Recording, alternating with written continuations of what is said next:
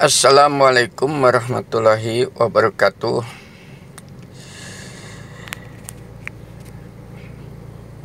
Banyak orang meyakini di kalangan umat Islam ini bahwa bulan Ramadan adalah bulan yang penuh berkah, dan anjuran kenabian juga demikian, agar supaya memanfaatkan 10 hari terakhir Ramadan yang diindikasikan sebagai waktu turunnya Al-Quranul Karim, untuk melakukan sebuah ritual yang dinamakan iktikaf, yakni perenungan, berdiam diri, melakukan evaluasi, muhasabah, khususnya di tempat yang layak untuk melakukan perenungan. Bisa saja di mihrab, di rumah, atau di dalam tempat-tempat ibadah seperti masjid atau mushola. Sehubungan dengan itu, saya ingin menempatkan secara benar pengertian daripada untuk mengunduh atau ngalah berkah di dalam Ramadan itu. Orang Sunda mengatakannya ngalah berkah, bahasa Indonesianya atau mengunduh atau mencari, menggantar berkah. Secara bahasa, karena ini adalah bahasa Arab, adalah sebuah istilah dari kata-kata barokah yang artinya adalah nikmat. Jadi berkah itu adalah nikmat. Orang baru bisa merasakan nikmat kalau dia merasakan. Selama dia belum pernah merasakan sesuatu, dia tidak akan bisa merasakan nikmat terhadap sesuatu. Dan karena dia tidak merasakan nikmat sesuatu, dia tidak akan pernah bersyukur terhadap nikmat yang diberikan itu atau dirasakan itu.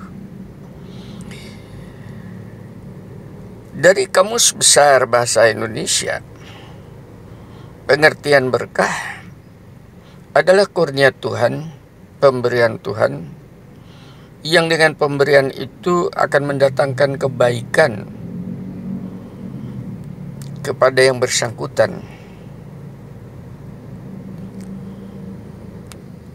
dalam berbagai hal. Demikian istilah dari bahasa. Lalu bagaimana secara hakikat berkah itu? Saya ingin menggarisbawahi secara hakikat, secara hakiki,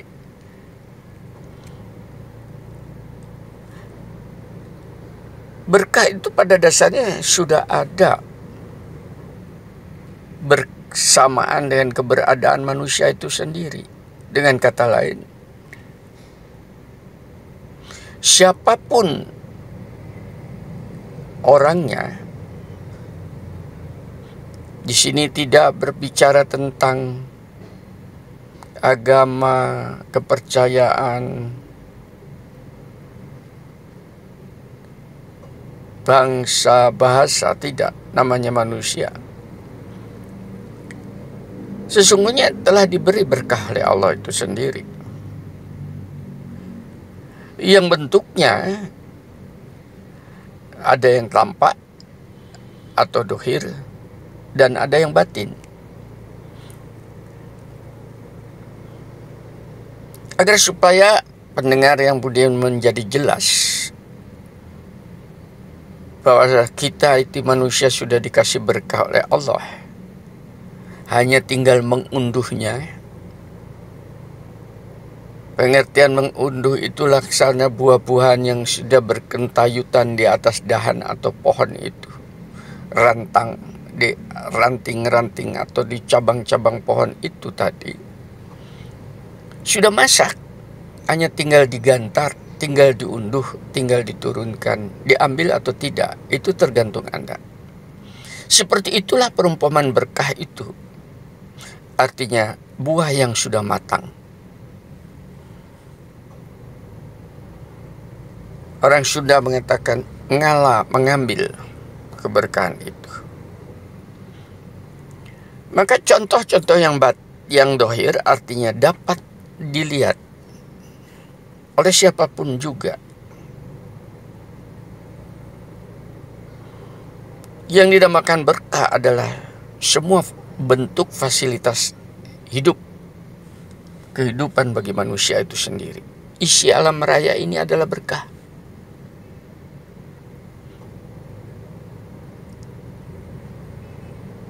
Mungkin Anda tidak sadar bahwa udara yang Anda hirup itu adalah sebuah berkah. Tanah yang saudara injak itu adalah berkah. Air lautan adalah berkah. Sinar matahari adalah berkah. Air berkah. Angin berkah. Makanan adalah keberkahan, tanaman berkah, binatang berkah, dan seterusnya dan seterusnya. Itu keberkahan di alam raya di sekitar Anda yang sudah berkentayutan, yang sudah masak. Tinggal mengambilnya. Bukankah oksigen juga berkah? Oksigen kalau tidak dihirup berarti tidak diambil, maka Anda tidak akan bisa merasakan nikmatnya bernapas. Artinya Anda akan merasa sesak rongga dada Anda. Seperti itulah. Yang batin, keberkahan atau tidak tampak, juga ada. Banyak juga, antara lain pengetahuan. Seseorang yang berpengetahuan sempit dan berpengetahuan luas akan berbeda dalam tindak tanduk pemikiran dan perilaku keseharian karena menyangkut kebijaksanaan yang bersangkutan. Makin luas pengetahuan diambil sebagai sebuah berkah, makin bijaksanalah orang itu.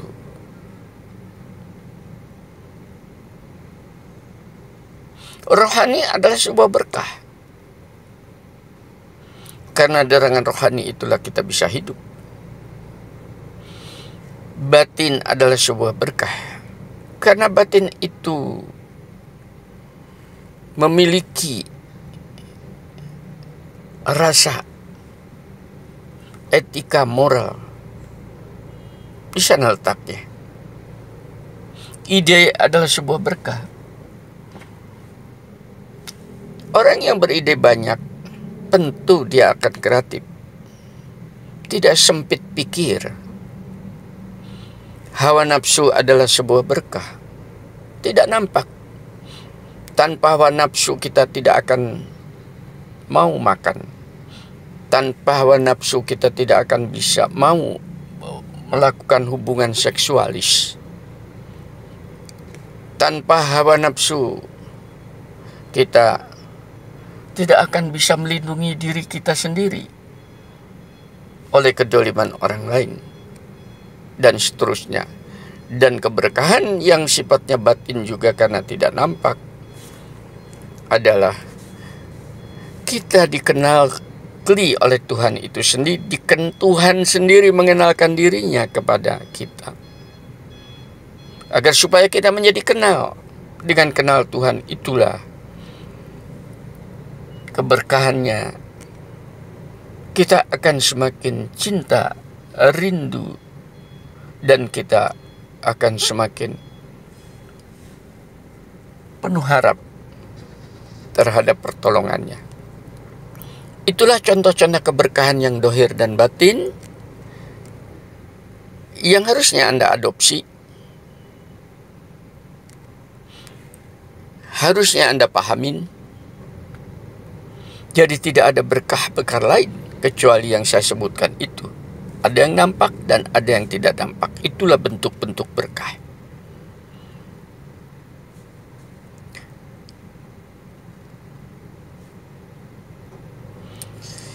Lalu bagaimana secara faktual di dalam masyarakat? Faktanya, pemahaman keberkahan di dalam masyarakat. Yang pertama, banyak di dalam masyarakat, termasuk masyarakat Muslim yang taat pun, tidak paham dengan pengertian berkah. Sehingga keberkahan itu sering disalahartikan. Ini yang dinamakan sesat pikir atau logika bengkok atau akal yang sakit sebagai sesuatu yang gaib, yang menyebabkan dirinya menjadi sakti, menjadi keramat, menjadi kaya, menjadi terhormat, seakan-akan dirinya itu dekat dengan Tuhannya,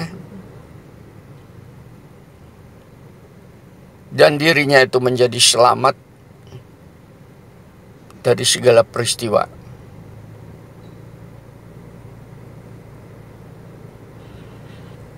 Nah, kelompok ini yang sesat pikir ini pada dasarnya adalah orang yang tidak akan mendapatkan berkah selama-lamanya. Karena awalnya sudah salah sudut pandangnya, maka sudut itu semakin melebar. Akhirnya menjadi garis lurus kesalahannya. Yang kedua,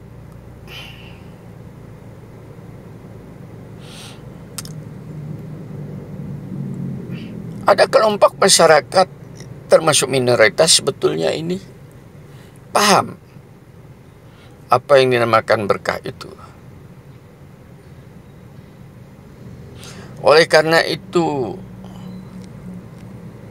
dia dapat menikmati rasa dari keberkahan itu. Karena dia bisa menikmati rasa dari berkah itu, maka dia banyak bersyukur setiap saat, setiap detik, karena dia dibombardemen oleh berkah. Tanpa dia gantar, tanpa dia unduh, tanpa ngalah, berkah itu berjatuhan kepada dirinya dari pohonnya, dan dia merasakan kenikmatan. Bukan sakitnya kepala kejatuhan, akan tetapi sejuknya hati disirami keberkahan itu. Inilah orang yang sesungguhnya yang mendapat berkah. Orang yang demikian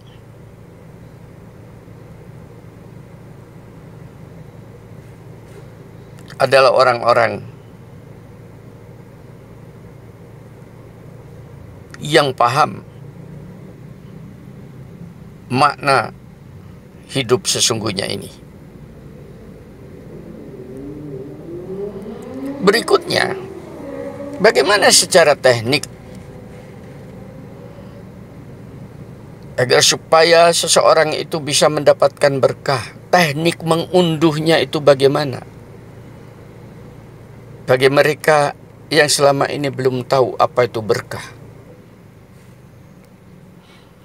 Yang pertama tekniknya, tolong perbaiki pola pikir Anda dari mencari yang selama ini mencari berkah menjadi mengunduh. Berarti sudah ada, tinggal mengunduh. Nanti setelah mengunduh atau mengambil dari pohon keberkahan itu tadi, akhirnya akan meningkat kepada pola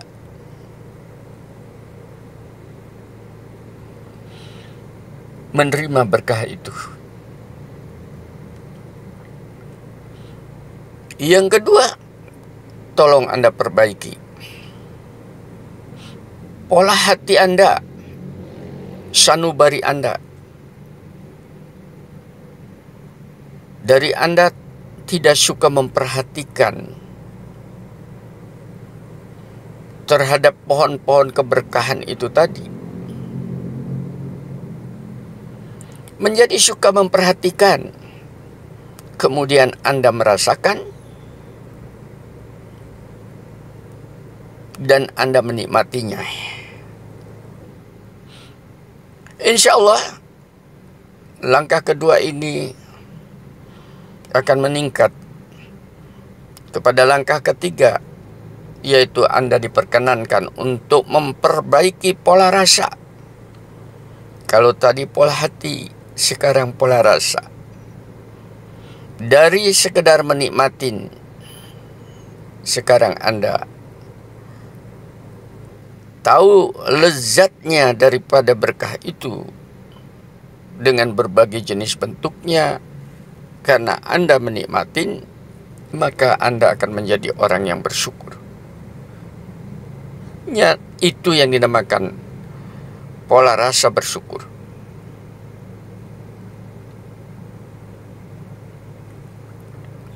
Yang berikutnya adalah tolong Anda perbaiki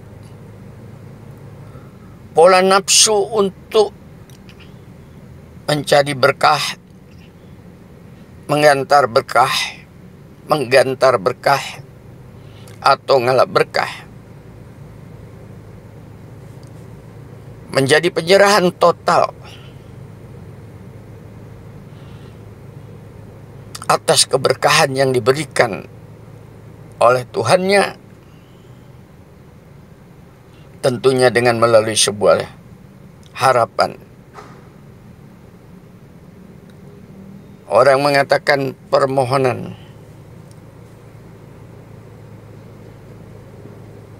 kepada pemilik berkah itu sendiri dengan berbagai cara, dengan berbagai perasaan, dengan berbagai retorika terhadap Tuhannya itu sendiri.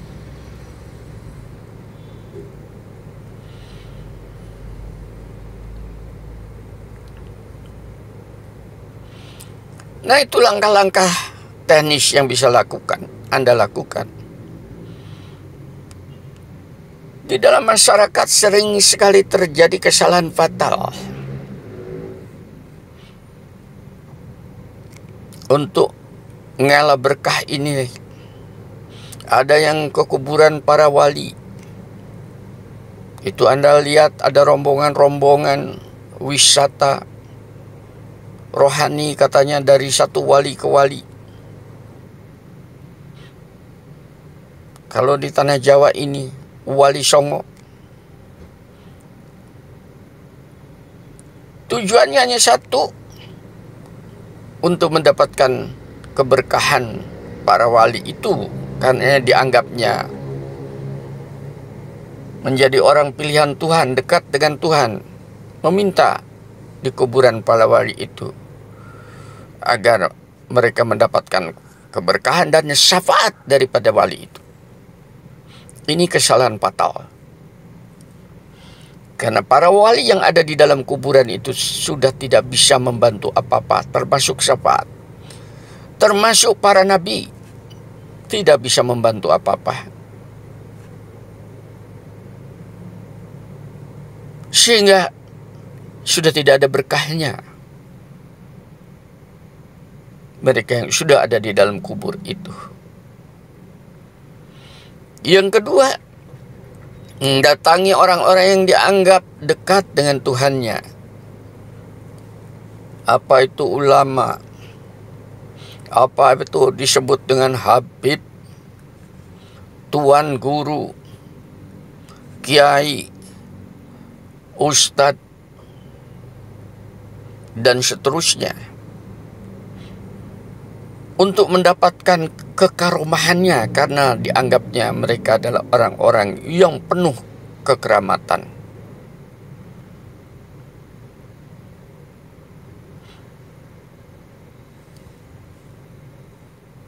Ini ada kesalahan fatal, karena akan terjadi kemusyrikan yang akan menghancurkan seluruh amalan-amalannya, dan jauh dia akan mendapatkan nikmatnya berkah yang sudah ada di sekitarnya.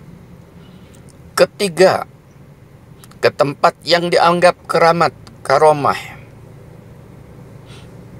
atau benda-benda yang dianggap karomah, misalnya benda-benda senjata, keris, bahkan keramik, atau istana-istana yang dianggap bekasnya orang-orang karomah. Untuk apa?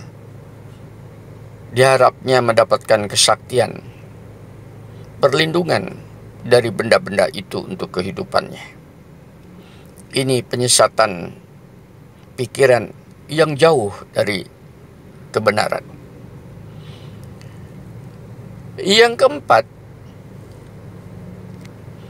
kesalahan khususnya di kalangan umat Islam, yaitu keberkahan kitab suci, sehingga kitab suci itu disembah, ditaruh di atas kepalanya,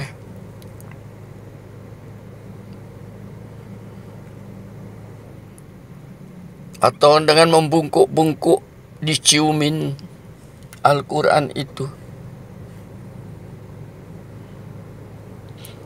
Dan mayoritas umat Islam, khususnya di Indonesia, di dalam bulan suci Ramadan, kitab suci hanya dibaca. Bahkan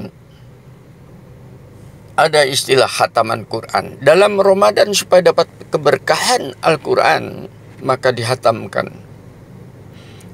Bahkan menggunakan loudspeaker yang demikian keras di masjid-masjid untuk mendapatkan sawab kesucian Quran, untuk mendapatkan pahala.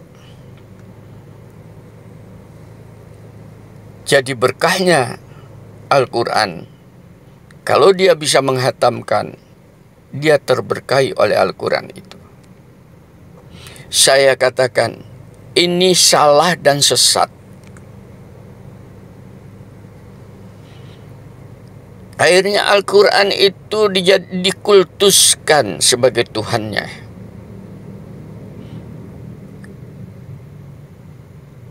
Al-Quran itu disembah, dipuji, dan dipuja. Penempatan yang tidak pada tempatnya, dan bukan itu tujuan daripada kenabian. Saya garis bawahi, tolong didengarkan baik-baik supaya Anda menjadi cerdas dan tidak salah paham.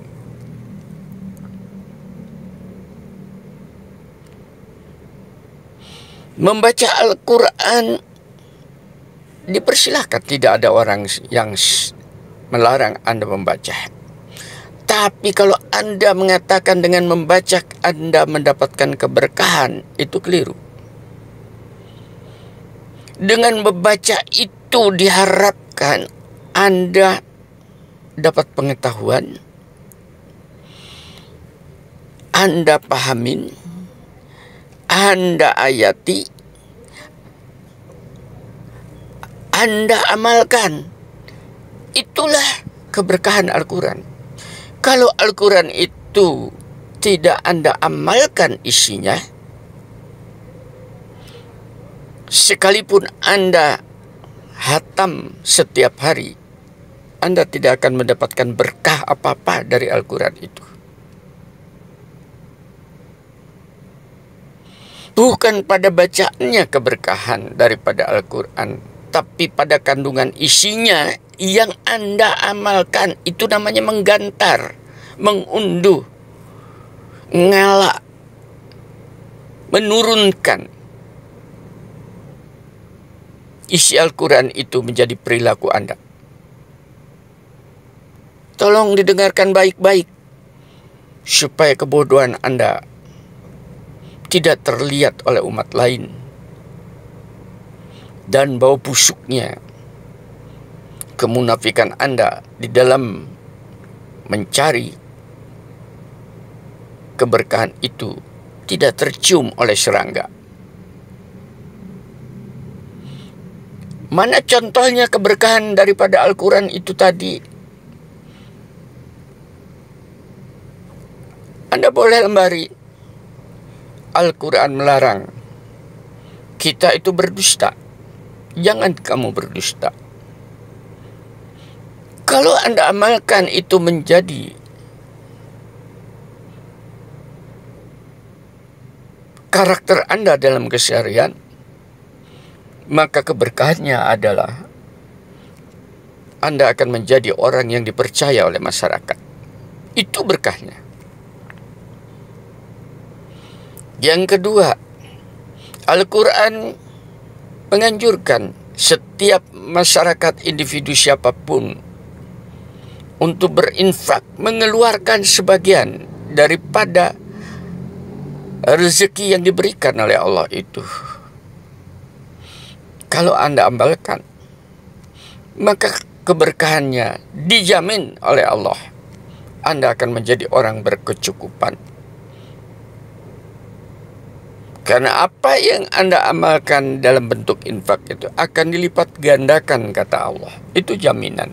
Dalam kehidupan nyata ini, itu keberkahannya. Jadi kalau Anda selalu sulit dan tidak cukup terus dalam kehidupannya, berarti Anda belum pernah mengamalkan berkahnya Al-Quran. Berikutnya, tepatilah janji. Kalau Anda berjanji dengan orang, siapapun mereka, tidak memandang kepercayaan, agama, tepati janji, kata Tuhan. Maka apabila Anda bisa menjadi orang yang tepat janji, berkahnya Anda akan menjadi orang yang jujur.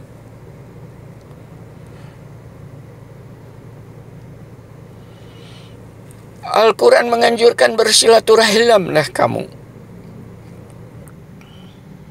Maka keberkahannya Anda akan mendapatkan banyak kawan, bukan lawan, dan sahabat, serta saudara-saudara yang baru dikenal.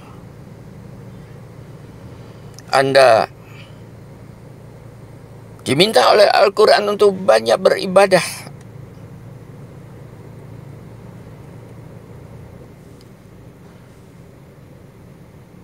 Yang ada sudah padanannya, patokannya, pedomannya di dalam Al-Quran. Karena sudah dijawatakan oleh kenabian, maka apabila ini Anda lakukan, berkahnya Anda akan menjadi seorang yang soleh. Anda diminta untuk melakukan sholat. Tegakkan sholat.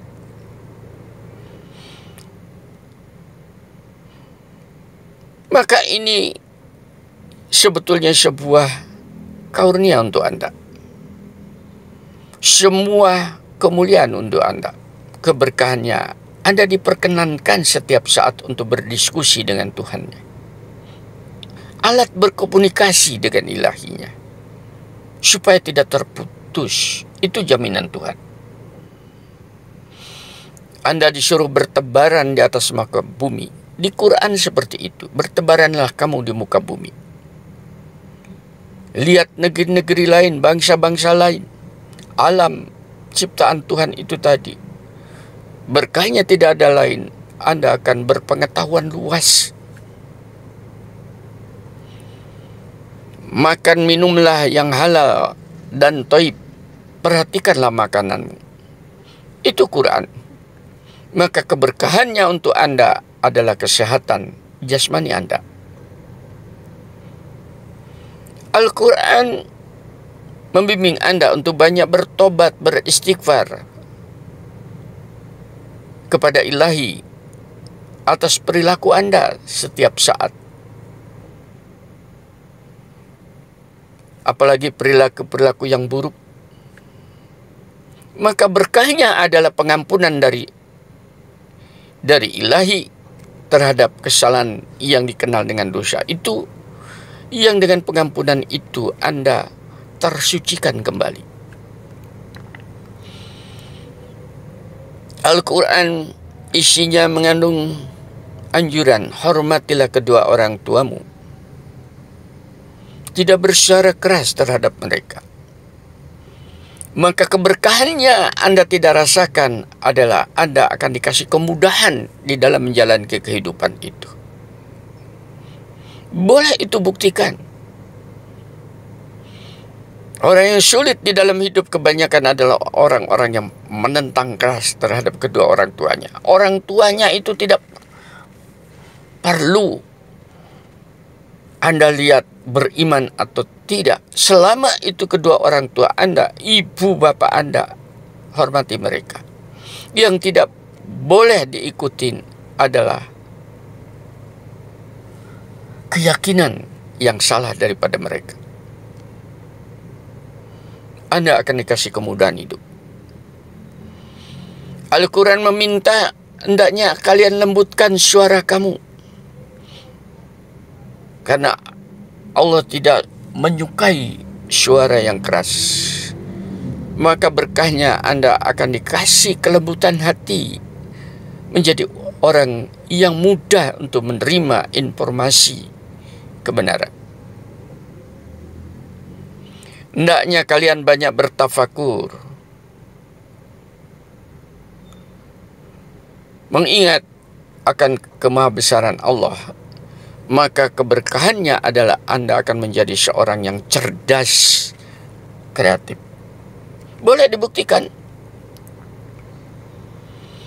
Hendaknya Anda banyak berzikir, mengingat kepada ilahinya. Apabila kamu mengingat Allah, maka Allah akan mengingat kamu. Itu namanya zikir. Maka berkahnya adalah ketenangan batin Anda hilang gelisah, akan diturunkan ke dalam rongga dada Anda rasa tenang, sakinah. Hendaknya berta'awudz kepada Allah. Perintah Tuhan Quran seperti itu. Apabila Anda di dalam kegelisahan, bisikan-bisikan, keraguan-keraguan yang tidak jelas, maka berkahnya Anda akan dilindungi dengan bisikan setan dan Anda akan didekati dengan bisikan malaikat.